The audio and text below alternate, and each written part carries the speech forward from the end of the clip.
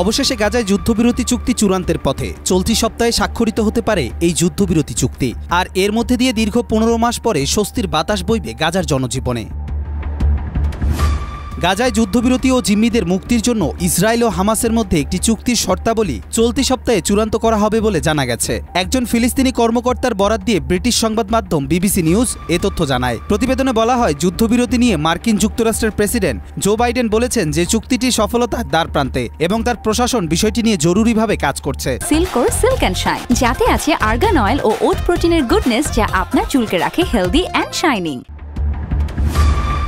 এদিকে একজন ইসরায়েলি কর্মকর্তা সংবাদ সংস্থা রয়টার্সকে বলেছেন, আলোচনা উচ্চতর পর্যায়ে রয়েছে। চলতি সপ্তাহের মধ্যে চুক্তির সম্ভাবনা রয়েছে। 12 জানুয়ারি মার্কিন প্রেসিডেন্ট জো বাইডেন ইসরায়েলি প্রধানমন্ত্রী নেতানিয়াহু ও কাতারের শেখ তামিম বিন হামদ আল থানির সাথে টেলিফোনে কথা বলেছেন। মূলত এই যুদ্ধবিরতির প্রসঙ্গে কাতারের শেখ আলোচনার মধ্যস্থতা করছেন।